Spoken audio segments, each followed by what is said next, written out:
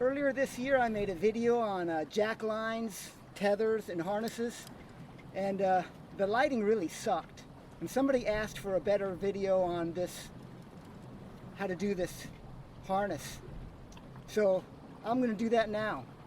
This video I'll show you how to make your own super simple adjustable safety harness that will cost you not much more than a couple carabiners, and I think it's more reliable and stronger than something you'll buy in a shop. It's really just a couple pieces of nylon webbing and then a few knots. I'll take it off and I'll take it apart and I'll put it back together and show you how.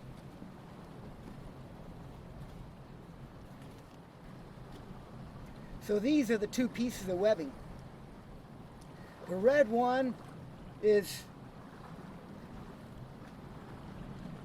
long enough to go around the waist twice, so I'll double it up like this, and you see it like that. Better slightly too long than not long enough. And now what we'll do is we'll tie two big bowline loops.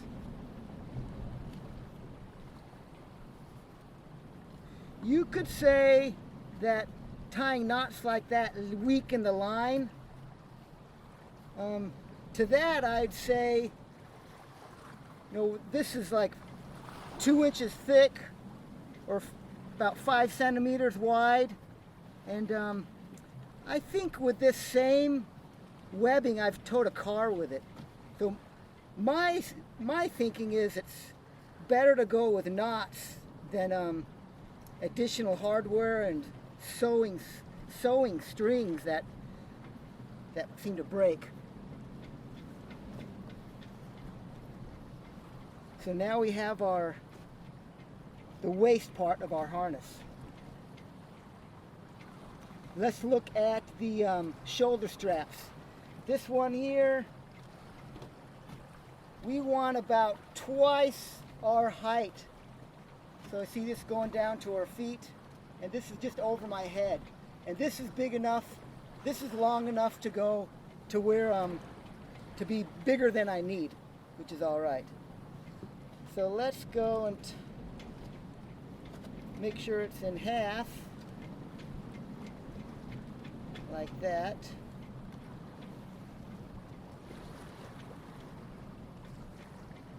And let's cross it over like this, because we're going to be doing another little, like a prusik onto this. So instead of it even, cross it over like that. And then, probably about from the belly button to maybe your forehead. At that point, let's go and put in a figure-8 knot.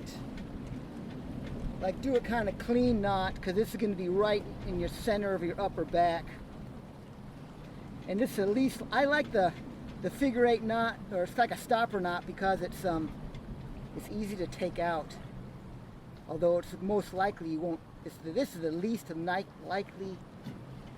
It's the least unlikely knot that you're going to need to change. Let's flip this guy around, and we'll do like a basic prusik.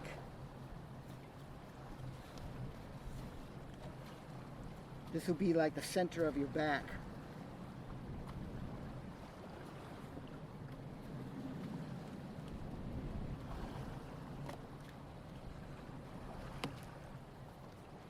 So you can see how this is going to fit. That knot in the back, if it's too high, then you dig into your neck. But if it's too low, then the strap's going to want to fall off the side. So I think that's a good height. Okay, now we got our waist and our shoulder straps started. Let's tie the shoulder straps on with a fisherman's bend.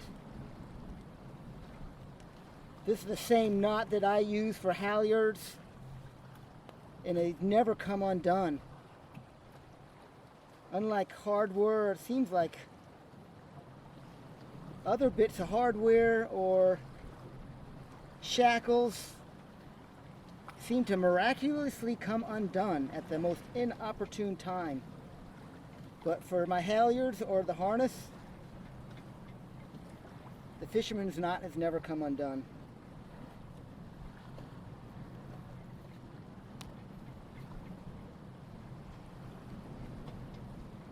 Got the left, we'll do the right here.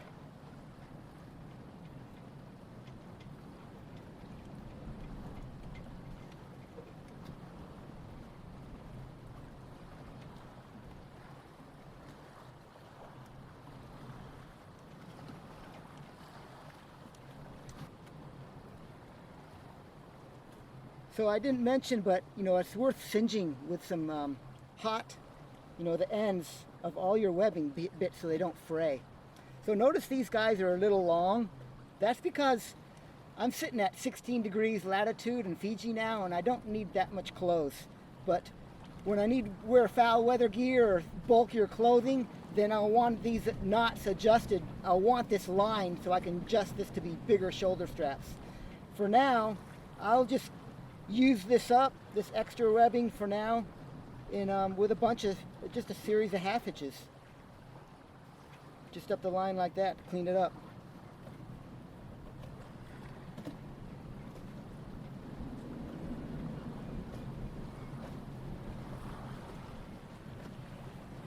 And we've got our basic harness. If you don't need the adjustment ability, but it's just going to be your own harness with the same kind of clothing, then you can make it lower profile without this extra nylon. I would recommend sewing these shut, all these knots shut, with a little bit of needle and thread, kind of like what I've done on these tethers. I've used the same fisherman's bend, but the bitter end of the line here I've sewed together so it can never come undone. So let's put these together here again, because the tethers and the harness live together. And you notice that I've used different colors for all the bits. So we've got the black, the red, and the purple. In reality, the hardest part with any kind of tethering system is actually wearing it. And it's not something when you need to run up above and do something on deck like now, you want something to add. So when I see a pile of this pile, it's been very useful to know, oh, I want to step through the red, stay away from the purple, and the black goes over my shoulders. So it makes throwing it on a lot faster and simpler, and high value. So I hope this helps. Best of luck. Over and out.